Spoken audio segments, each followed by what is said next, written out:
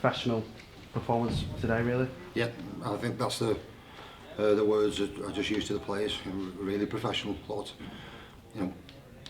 people come here today and I think people are just expecting us to go out and put points on, but that's probably the strongest Salford team they field in a good number of weeks, and a lot of experience out there on the edges. And our players kind of work that out, throughout the course of the game. That if we actually be a bit more patient and stick through the middle of the field, we're going to get a bit more joy, and obviously that's how it transpired.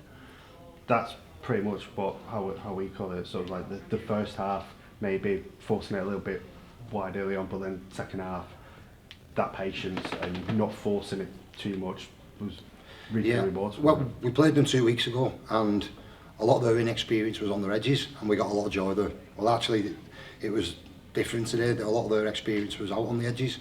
Ethan Masters, Ethan Ryan, so these players have been around and know how to handle shapes on an edge. So we obviously made a conscious decision to change tack there and work through the middle a little bit more. And we knew in doing that we would have to be patient, but we reaped the rewards at the back end of the game. Was there a message to not take your foot off the gas, because ultimately, based on last season, points difference could be a thing?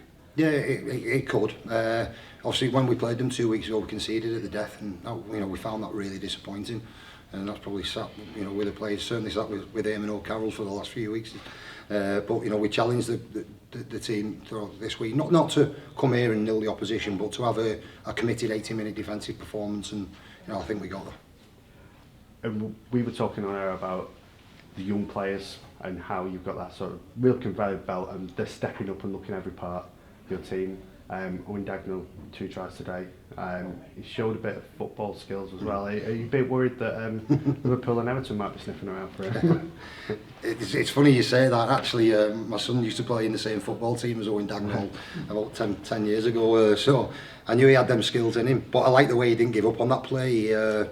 He chased it down, because I think everybody in the stand was expecting that ball to go dead. But obviously Owen continued the chase, and what he's always had, since being a young kid, is a real competitive nature, and I think that showed in that moment. And you're quite right to point out there's a lot of young players who've stepped into the team in recent times and done an excellent job.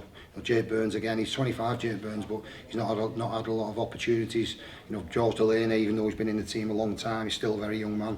Noah Stevens, Harry Robertson, George Whitby was 18th man today, but a lot of these players have come in and contributed massively, and they're going to need to continue to do so. He was excellent again, was Tristan, and he copped a little bit of criticism, at parts throughout the course of the year, but he's really finding some form at the moment, and he's playing with a smile on his face. And we see a lot of the great stuff that he's doing with ball in hand, but I really like his defensive application as well.